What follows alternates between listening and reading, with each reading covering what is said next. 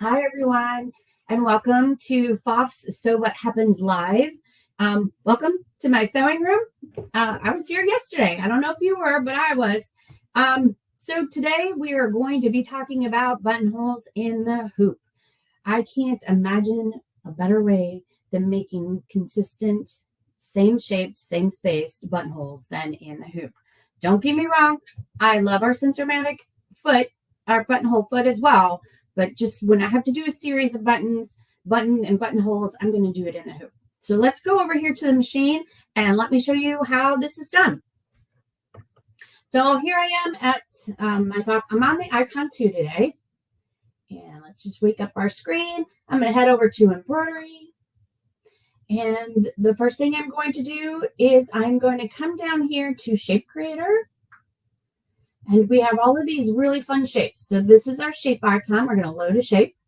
We have our dingbats, which are super fun, but not what we need today. So we go over to our basic. And what I want is I want a straight line. So I'm going to touch straight line. And we'll close that to close the window. And then I also want to go into edit shape. And I am going to touch my rotate because I want to rotate this so that it's going up and down. And I'm going to stretch that as far as I possibly can. I do have the 360 by 260 hoop chosen.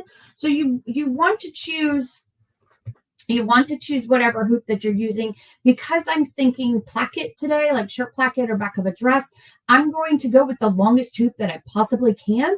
But if you're just doing maybe one or two buttonholes, you would, choose the hoop. And I think of it lengthwise. And don't worry, we're not going to waste a lot of stabilizer with this. I'll show you why in a minute. But let's go back to the machine and let's get back to this. So I stretch this as far as I possibly can. Now I want to go into my load stitch. And I will go to Utility Submenu 3.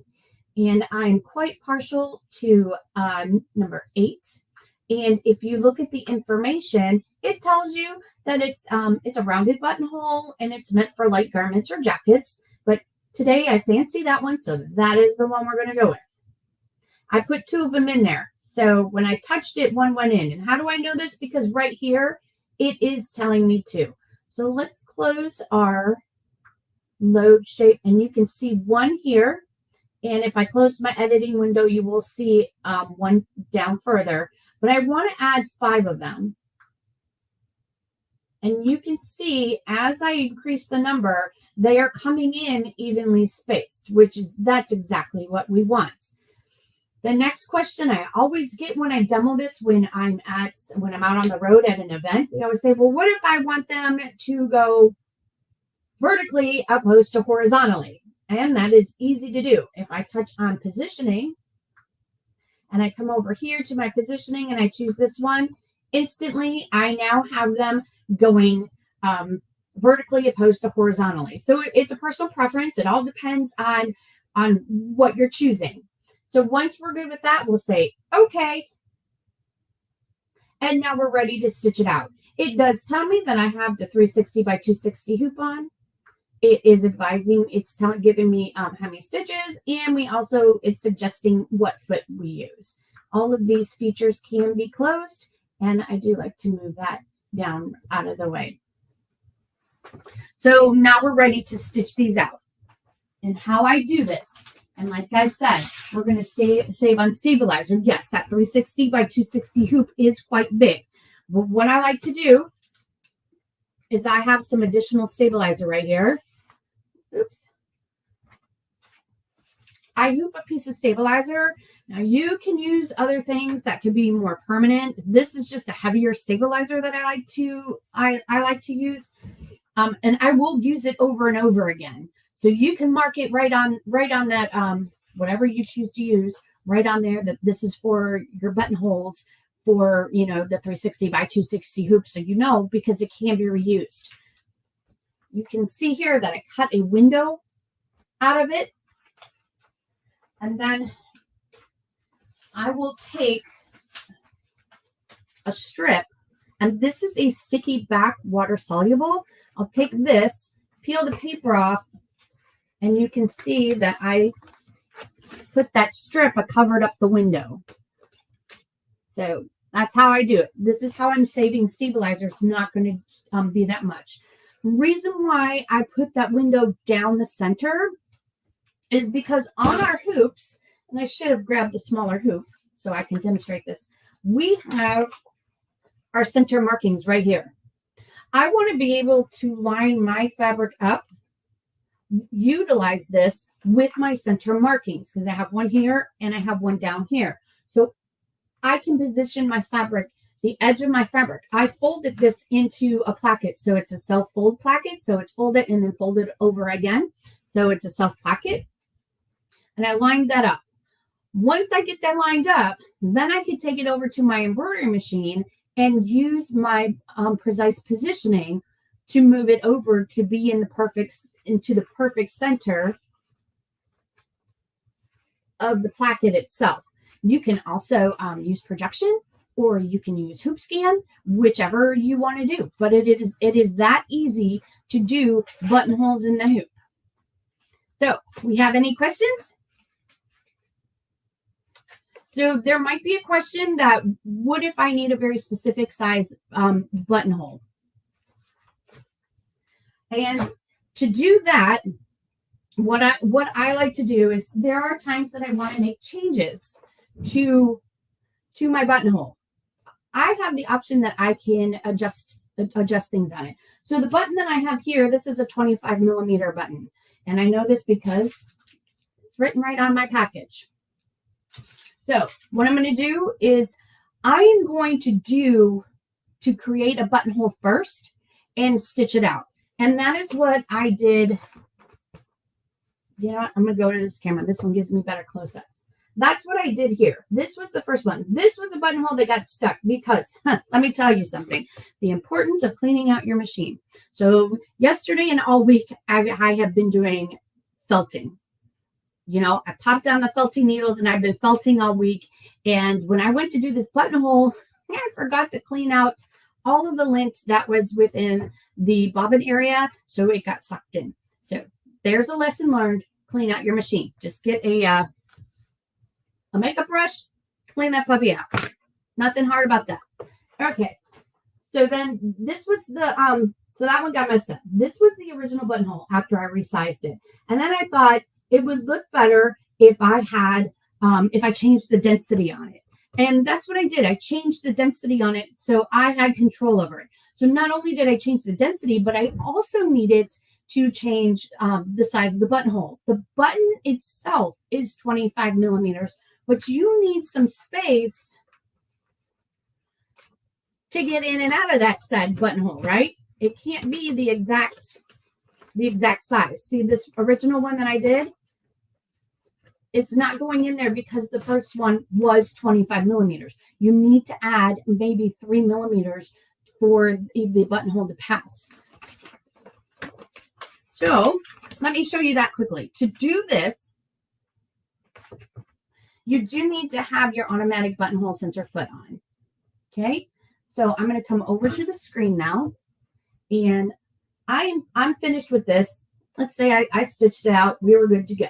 I'm going to touch the home button, and I'm going to go to sewing. Yes, I want to clear the work that I was doing because now we're going to do other buttonholes. And I'm going to go into my load stitch. We're still on utility, submenu 3. And I'm going to stick with number 8 because I was having fun with that one earlier. So that is the one we'll do. And close our load stitch.